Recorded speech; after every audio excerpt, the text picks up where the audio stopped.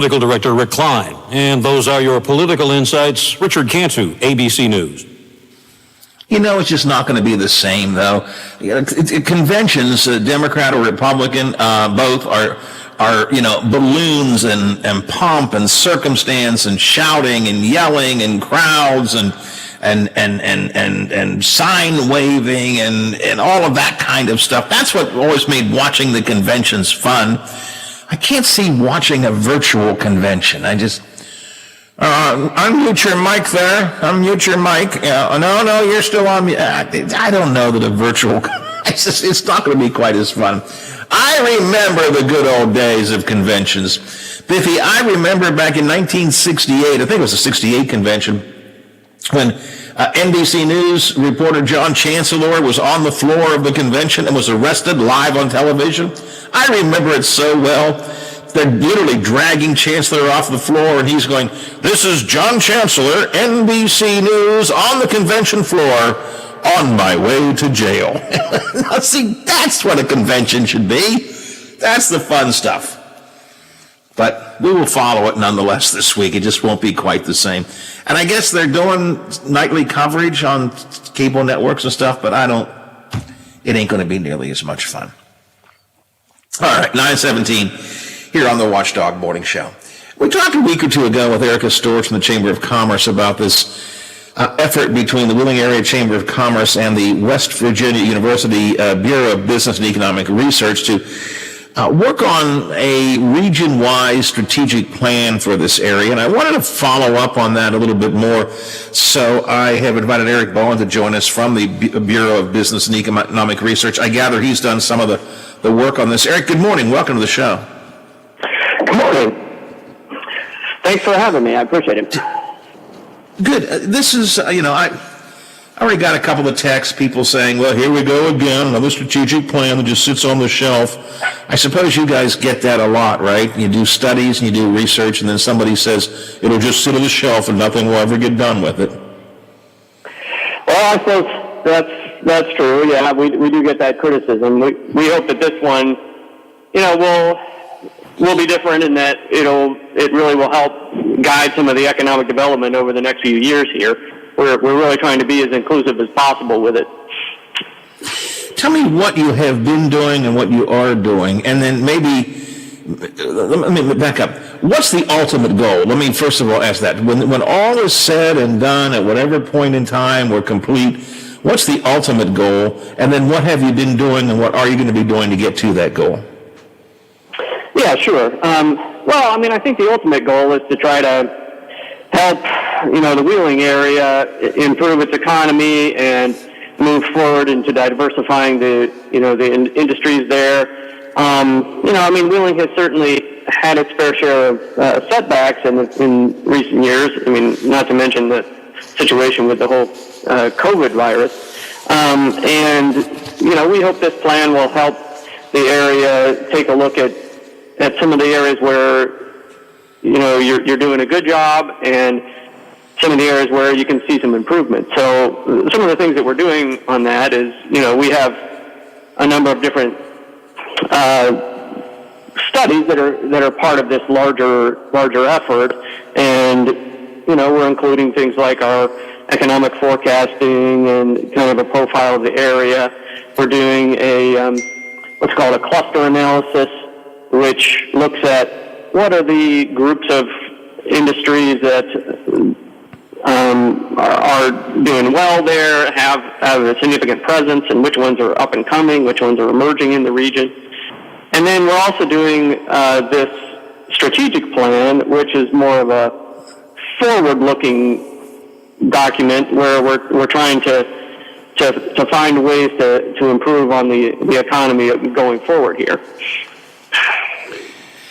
How do you deal with the vagaries of the future, though? And I don't mean you personally, but I mean in general, in doing something like this. And let me give you one very, very concrete example. Huge part of the Upper Ohio Valley's future may very well be the cracker plant that's being talked about in Belmont County, Ohio. On the other hand, there are a lot of folks who think that right now the forces are coming to bear that will mean it will not happen. That's a tremendously your plan will have to be tremendously different if we have the cracker plan a reality or not a reality. So how do you account for the vagaries of that as you do some work here? Yeah, I mean, that's certainly a difficult challenge. We hope that our plan provides kind of a roadmap for helping the policymakers and economic development people in the area focus on areas where we can see potential for growth, and that's so. Certainly, whether the cracker happens or not, or whether it's built 10 years from now, 20 years from now, is going to make a difference in that. But we hope that the plans that we put together will help kind of be a more general way of approaching the economic development going forward. You're always going to deal with some uncertainty about specific projects or specific industries. Who could have predicted the shutdowns from the COVID pandemic?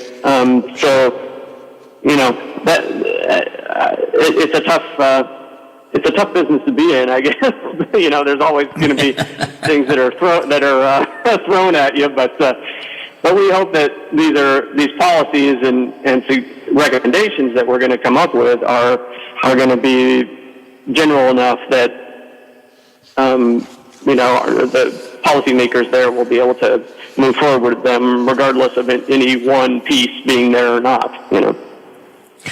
Now, if I understand correctly, basically what you've been doing up to this point has been sort of gathering some information, statistical, demographic, that kind of stuff. You've reached the stage now where you're actually asking the community for their input. Is that right? Yes, that's correct. What we're asking for is for people in the community, to help us kind of understand what they want out of the region and what sort of development they're looking for. So what we've done is we've put together a survey, asking pretty much, anybody who wants to come and do it, to give us their feedback, find out what it is that's important to them. So the survey is at bber.wvu.edu.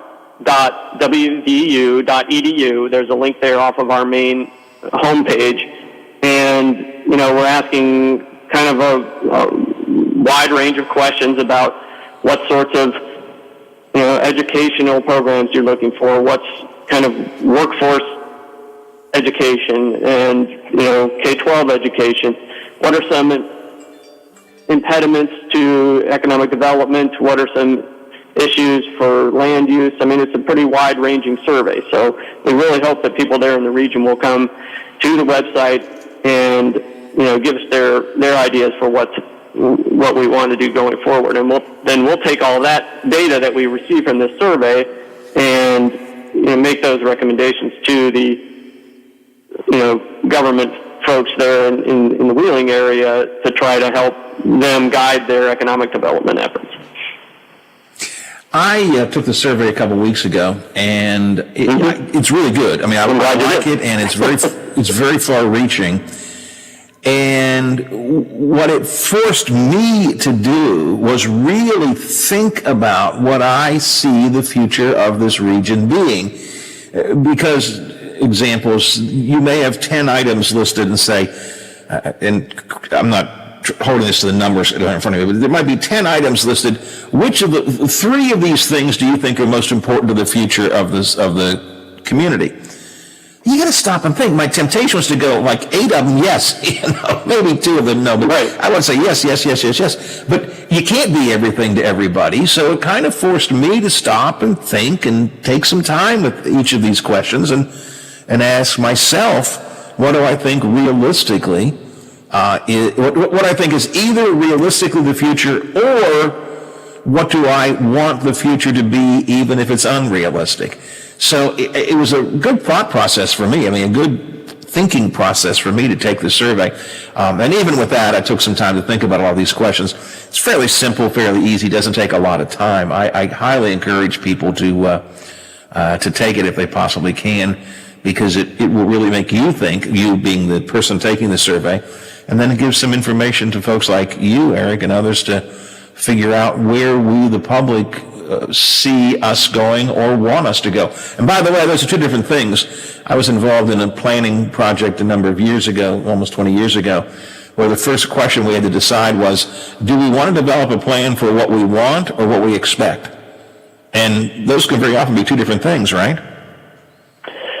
Yeah, that's certainly the case. I mean, I think, you mentioned before that sometimes you get these strategic plans, they get put on a shelf. What we're hoping to get from this survey is a lot of buy-in from the community for the direction that you want to go there. I mean, that's often a drawback of some of these strategic plans is, you lay out a plan, but if the community doesn't want that, doesn't buy into that vision, isn't really interested in what, the plan is, then it's not going to happen, right? So we're hoping to get that good feedback from people in the area to find out what it is that people want to see in Wheeling going forward, and then hopefully that will bring about the change that people want to see. So yeah, and that's a really important point, this buy-in concept. It can be the best researched and prepared and articulated plan, but if you don't have buy-in by A, the public, and B, business and government leaders and so on, it doesn't make any difference. That's when you end up with, quote, the plan that sits on the shelf. So it's got to resonate with the community. We have had several plans I've been involved in watching this stuff for 20, 30 years, but we've had several plans that have been done by people who have a particular interest, and the plan revolves around their interest. And it's a great plan and pretty colored pictures and all that kind of stuff, but it doesn't reflect what the community really wanted. So I think it's really critical that your plan and the Chamber's response to your plan be grounded in people have got to say this is what they want to do, which is why at this stage of the game, this survey is kind of important. This is a chance for the people to say, here's what we want, or here's what we hope we're going to see, as opposed to individuals or even businesses or companies or corporations or planning groups creating their own plan in a vacuum. Right. Yeah. I mean, and that's why we kind of made the survey fairly comprehensive. Like you said, it doesn't take a lot of time to fill out. You can fill it out on a computer, on your phone. It's optimized for mobile devices as well. So, it's pretty easy to fill out, but yeah, I think it might take a little bit of thought to say, well, which one, what is it that's really important to me? And I hope that people will make that effort when they're going through the survey, because that's the type of information that we need. We're an organization, that does a number of economic studies around the state, but, it's really the people there in Wheeling that are going to implement this plan and to move it forward. So that's what we're hoping. I can't remember. Can I skip a question? I remember coming on a couple of areas of questions that you put in the survey that I looked at and goes, I don't know. I don't have a strong feeling about this. I don't have enough information about it. I don't know what to do. Can I skip a question when I take that survey? Yeah, there's no question that's required except for at the very beginning when it asks you what county you're from, I think. But, pretty much everything else you don't have to answer, And the survey doesn't collect any kind of identifying information. It just asks you where you live and what kind of, if you're a business owner or a, local resident, et cetera. So. That's an interesting point. Will you do some kind of analysis of how business owners or business people feel versus non-business folks, the general public? I don't know if you'll take a look at that and, divide those up or not, but I would bet you that there will be a different perspective from business owners than there are from the general public. As long as we get a good enough sample of people from different groups, we're going to try to do as many breakouts of the data as possible to try to understand how, what the feelings are from different groups. That's why we asked it. We just have a couple of different categories. I think it's business owner and government officials and local residents. So, we'll hopefully get a good sample of everybody, and we'll be able to break out those, the answers from those different groups. Very supportive of this idea, and I like the online survey. Again, I took it. The only concern I have, and I mentioned this to Erica Storch a few weeks ago, is that there are folks who are not particularly internet savvy and or don't like to do online surveys. Do you worry that there's going to be a part of the population that will not be represented here because they can't look at a hard copy someplace? They're going to have to go online and fill that out. I mean, it is by the nature of the survey a self-well, what I'm looking for here. I mean, only certain kinds of folks will do the surveys because only folks who are internet savvy and choose to feel comfortable will take it. So you're going to miss some people. I guess I really would have a mailing or something like that. Unfortunately, we just don't have the ability to do that right now. Originally we hadn't even planned to do a survey. We were going to do some focus group type thing in your area, but with the COVID shutdown, that kind of went out the window because we couldn't do those types of gathering. So we pivoted over and tried to do this survey, and then we hope that by making it available both on computer and mobile devices, that you'll get as broad of a spectrum as possible. It's unfortunate that we are going to miss a few people that might not have internet savvy and might not be willing to take a survey that way. It's an unfortunate circumstance, but that's I can see reason not to. I can see that it's harder to tabulate if you have to do it.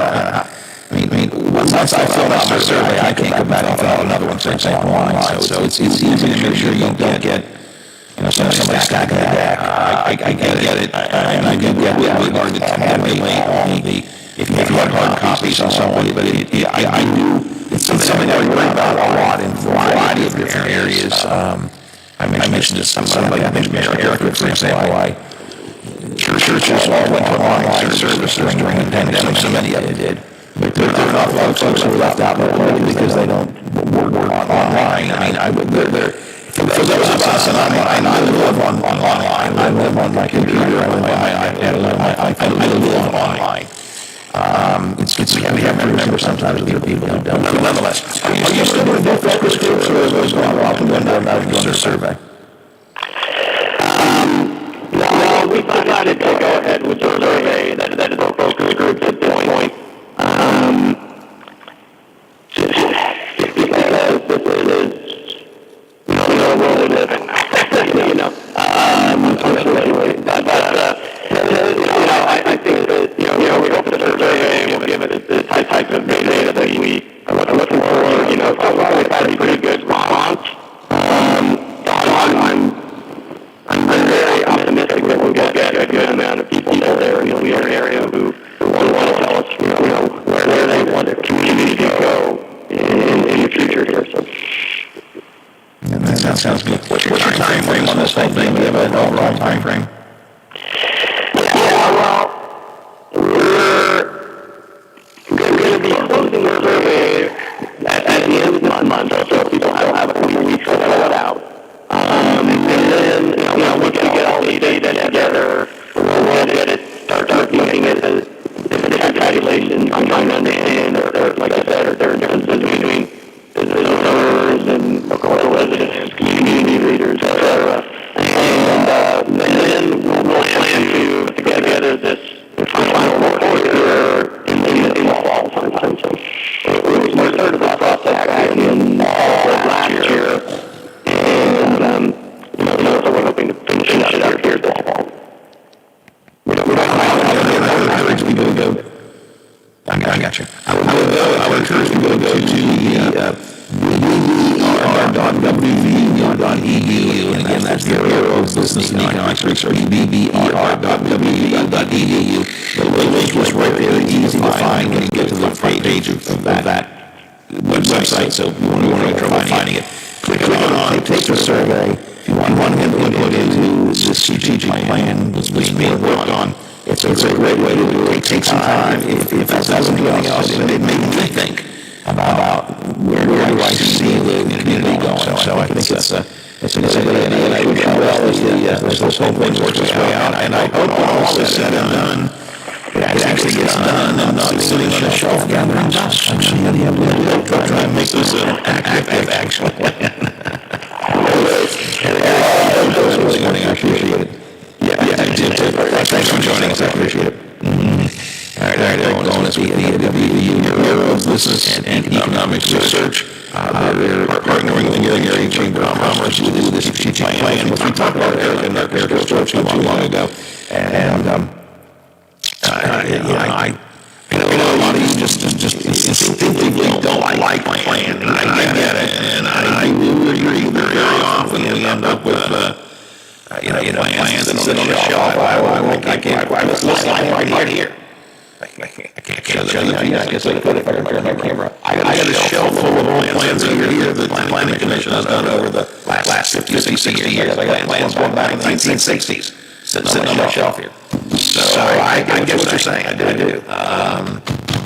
But if plan is designed to be action-oriented, and it has, as Eric said, a buy-in by you and me and the business leaders and the community leaders and the government leaders, maybe it can lead to some kind of roadmap to the future. I do think we need some.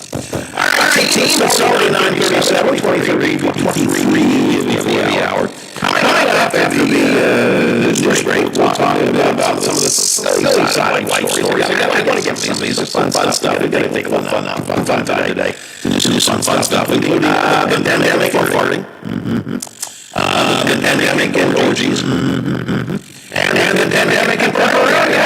All that coming up here on the Watchdog show. And then Bob Westfall will join us. We'll see what they're working on over the Big Seven. Right now, let's check our lines from our friends at Metro News. Metro News Update is brought to you by Thomas Auto Centers, Mall Road, St. Clairsville. Get the best deal at Thomas Auto Centers.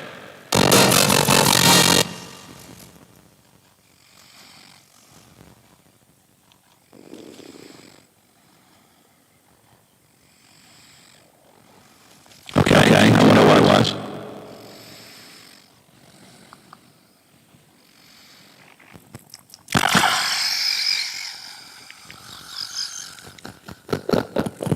Good.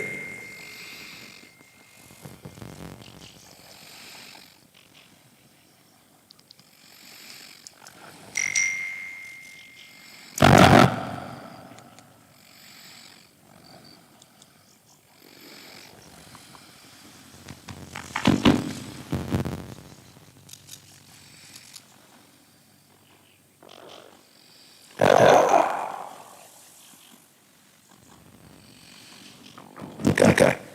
Do you know what to do if this happens again?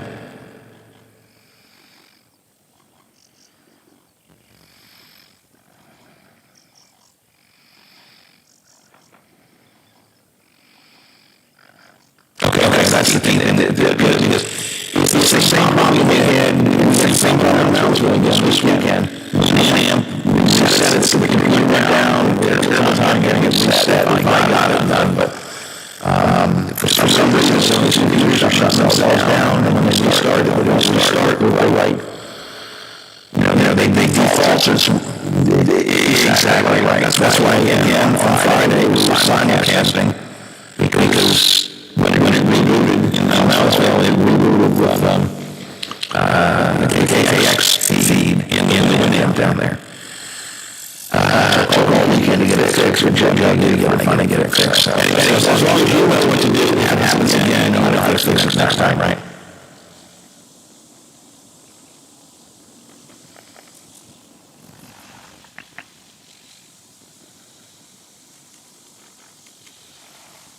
I got you. Well, let's.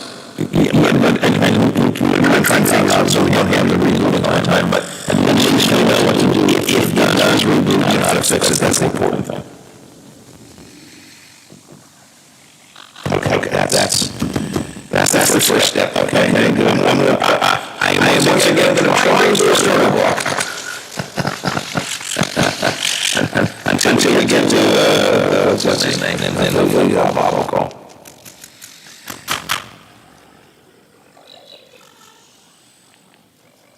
Is he here? Is he waiting?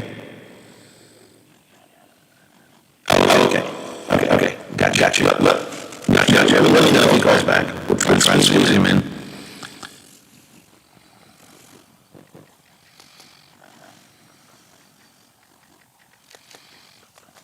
It certainly is. It certainly is.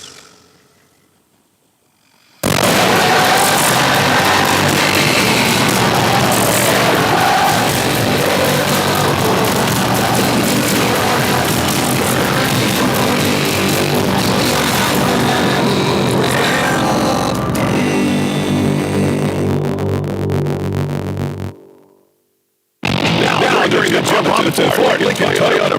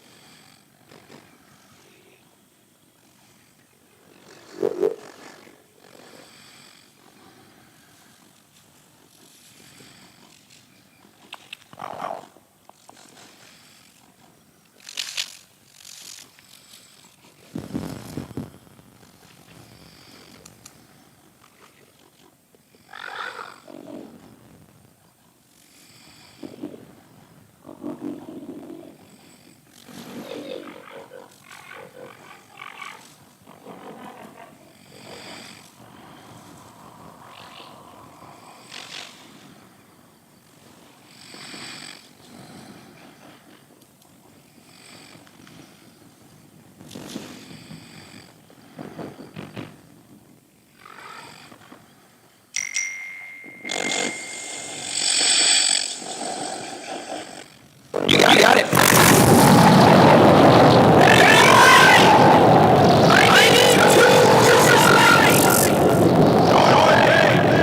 With a taste of Colorado Rockies, only Coors Light gives you refreshment every time.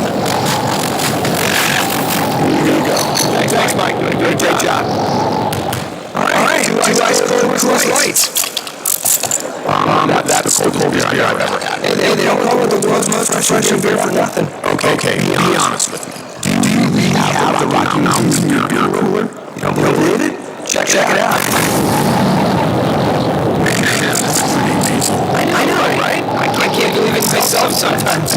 This cooler is only 3 feet wide. Coors Light, the world's most refreshing beer. Coors Brewing Company, Golden, Colorado. With great beer comes great responsibility.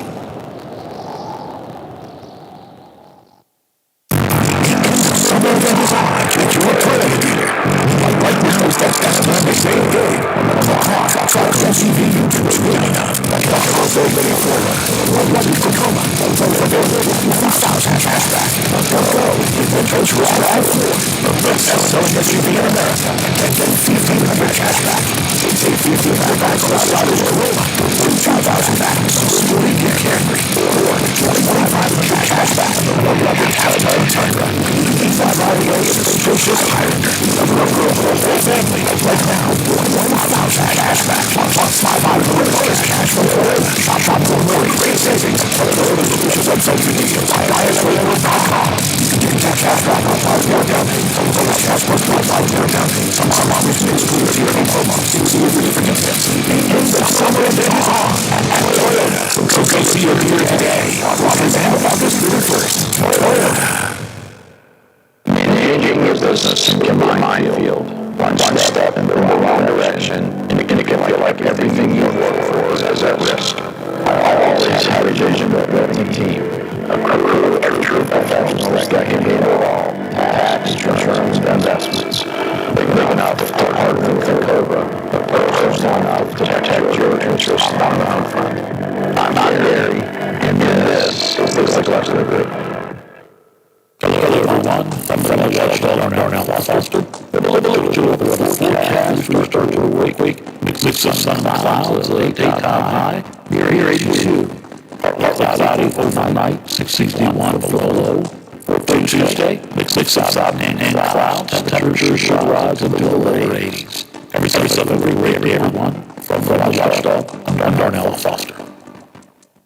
Hi, Tommy Church from Joint News Days at 10 o'clock. I'll talk about the big stories affecting us in West Virginia. Top political figures, sports personalities, sometimes just plain folks offering their opinions on what's happening today.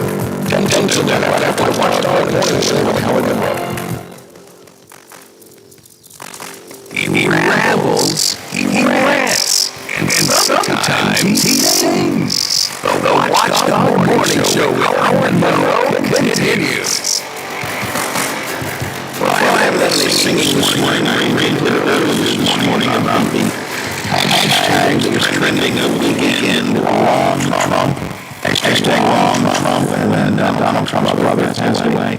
And I don't like Donald Trump one bit. I think he is the single worst president ever in American history. I think he will go down in history as a criminal con man. An aberration as someone who destroyed our faith in our institutions. There's nothing good I can say about him, but he's a human being as well, and his brother passed away, and I have human sympathy for that. And I think the people who are going around posting hashtag wrong Trump just are despicable people, and a lot of those people are on my side of the aisle. And I've already got to contact because he's laziness during the pandemic, he's killed all these people. I'm with you, but he's still a human being. And then that brother died. It's just not. I'll kick a man every which way but lose. You don't kick him when there's a family tragedy like that. And that was my rant earlier this morning. If you missed it, you probably just as well. You missed it. Tomorrow on the show, we're going to talk about the Electoral College. Now, this has been a pretty big deal in many recent elections. Certainly the last time around, we know that Donald Trump won the Electoral College vote, but lost the popular vote to Hillary Clinton. What are the intrinsic prejudices into the concept of the Electoral College system? Professor William White from the University of Maryland is among those folks who have studied this stuff. He's going to join us tomorrow to talk about that as the Democratic National Convention Committee, Democratic National Convention gets underway. Let's talk about some fun stuff here on the Watchdog Morning Show. In what I like to call our starter block. The most interesting stories aren't always on the front page. Here are some stories in our starter block on the Watchdog Morning Show with Howard Monroe. Public transportation system, part Bay Area rapid transit, public transportation system in San Francisco has an official Twitter account, and they've been tweeting about air quality in their cars, air quality in their cars. And so someone asked them, what about farts? That's a bad air quality. Apparently, San Francisco is the law in the public transportation. And so they say the new efforts they have for parked cars actually will clear out as quickly as they possibly can. It'll take about 70 seconds to clear a nasty gas smell out of a car, say park officials. Quote, maybe.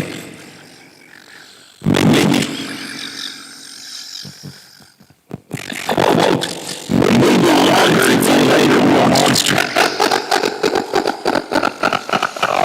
Oh, God.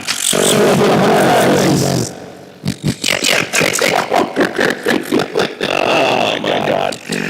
San Antonio, Texas. What about our very area, Texas? San Antonio, for reasons I cannot comprehend, ranks number 4 on the list of people looking for reasons during the pandemic. Okay. But that's not what I want to talk about. I want to talk about an orgy that apparently is going on day and night in one particular house. Residents of the neighborhood of San Antonio are voicing their concerns about a orgy house in their neighborhood, which has been called the home 2,000 times in the course of this year. Apparently they're having orgies notice the flyer going around the neighborhood. One neighbor says, the gatherings aren't just any parties, they are sex parties. The advertisement asks for a $10 donation. In exchange, you will get condoms, personal lubricants, towels, snacks, and alcohol. Okay. Apparently they happen twice a day from noon to 3 and from 5 until 8. So you can plan your orgy, apparently. He says he sees as many as 24 cars parked outside the house at one time. Must be a hell of a house. Oh, we have had that many. How many? 22? Well, I don't know. And then the city attorney says there's nothing the city can do because there's nothing that this orgy party, there's no law the orgy party is violating. Okay. There's orgy parties going on in San Antonio, Texas. Wonderful. Schedule. It's like schedule. It's like, hey, I can't make the orgy. What do you think? Can you make the orgy? Oh, yeah, I can't make the I can make the 5:30 orgy. I can make the 5:30 orgy at the house. So you call for appointments?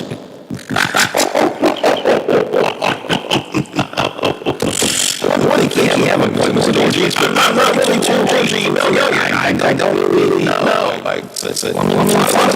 I've done Iffy. Yeah. The orgy is one of somewhere along the way I missed. Thank God. What kind of they say San Antonio number 4 nation for 3 reasons and now they've got orgy parties going on. Yikes. Let's go to the left coast, San Jose, California. Richard Kamal is a teacher. He teaches special needs kids. And apparently he likes to teach the kids without a shirt on?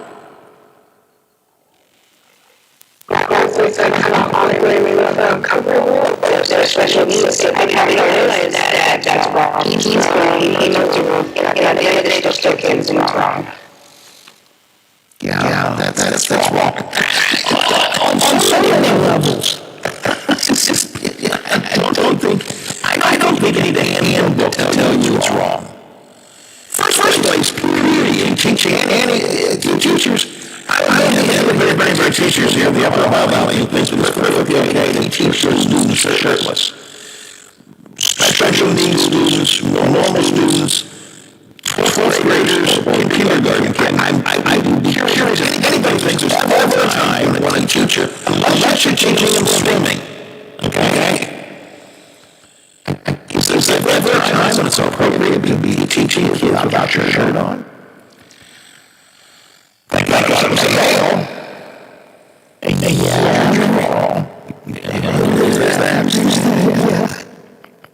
But you don't need it in a manual. Nobody has to tell you that. Nobody has to give you regulations.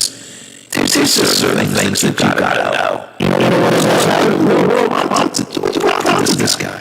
It's called common sense. Yes.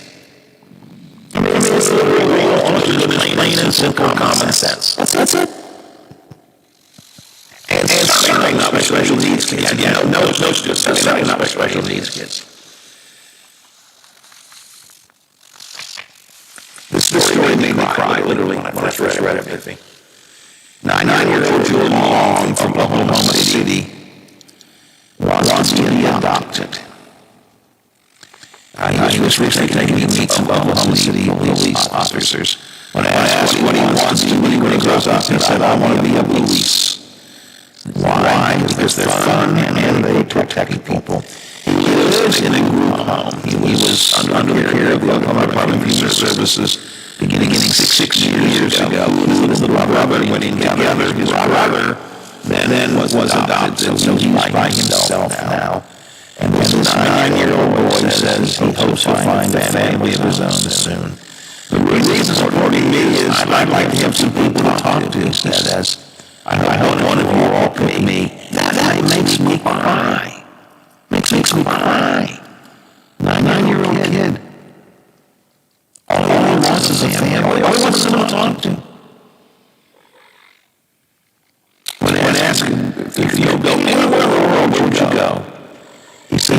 know any place that I can call home.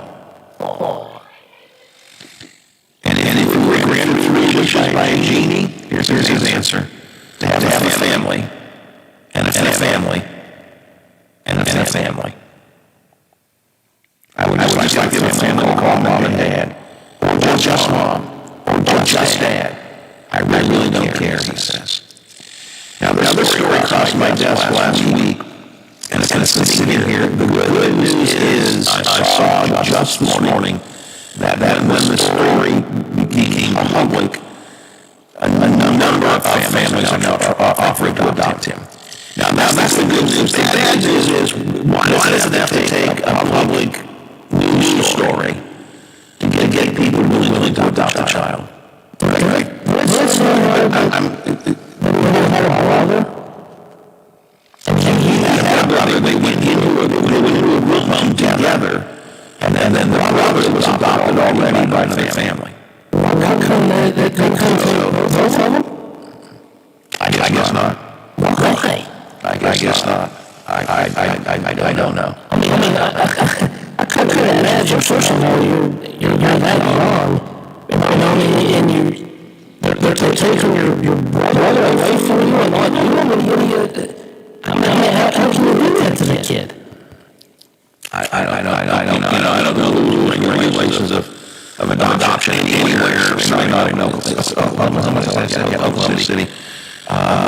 But it's tragic and sad. When I read the story, I was listening to you. I mean, I just thought of this 9-year-old kid. What? Do you have 3 wishes? Yes, to have a family, to have a family, to have just 3 wishes. And he's not a dummy. He says, I'd like to have someone call Mom and Dad, or just Mom, or just Dad. I don't care. Cool. And the good news is that there are people now stepping up to adopt him. The bad news is that it took a public, news event for people to step up to do that. So it's the way things are now. Sometimes that's all it takes. It surely does. Yep, absolutely. All right, I got a few other silly stories to get to, but I don't have any time. Because I gotta go. I gotta get out of here. So sign our see you. Bye-bye. Farewell.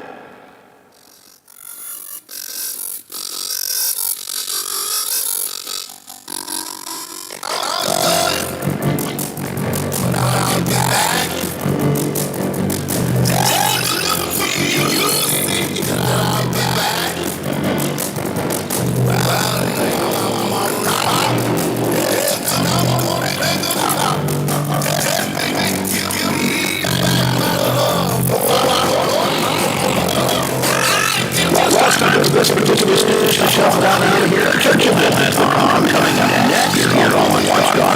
Especially videos in it and Paul says the afternoon ride today beginning to.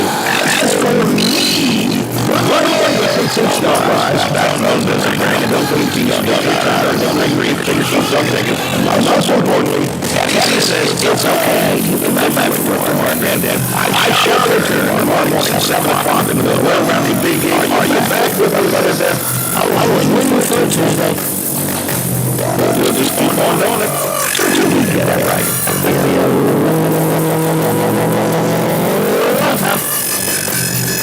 Indeed. Watchdog, FM 98.1, AM 1600, WKKX Wheeling, FM 97.7, AM 1370, WVLY Moundsville. ABC News is brought to you by Thomas Auto Centers, Mall Road, St. Clairsville. Get the best deal at Thomas Auto Centers. All right, Biffy, that's another day of history books. Sweet, finally. Yeah, I do. Yeah.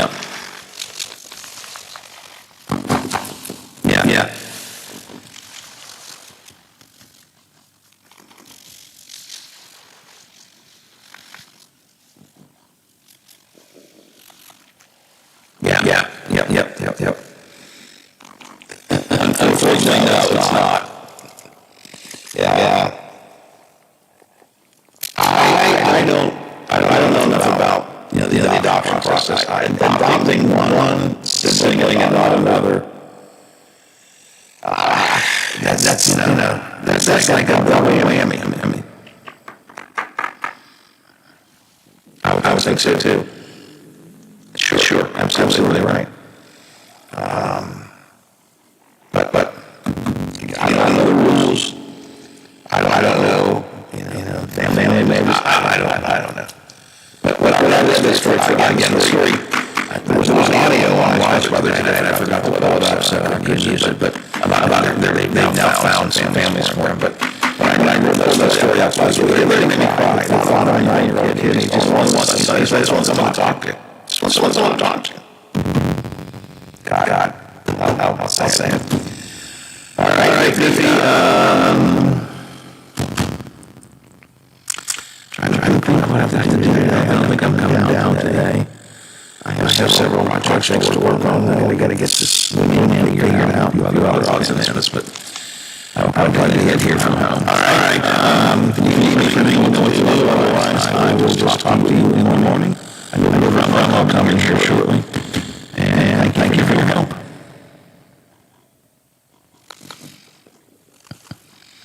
I hear him out there, and grandma's going, quiet, guys, he's on the radio, so I gotta go out. We need a lot to start playing. All right, I'll talk to you later. Thanks a lot. Bye. August 31st, and you can save an additional $170 on your first month. Again, in a second, if you call, you can get a price within 2 minutes. Just on the promo code SHARE to receive your additional savings. Now is the time to make the switch. Like more than 400,000 people already have. Start saving. Here it is. Call 855-BIBLE-11. It's 855-BIBLE-11. 855-BIBLE-11.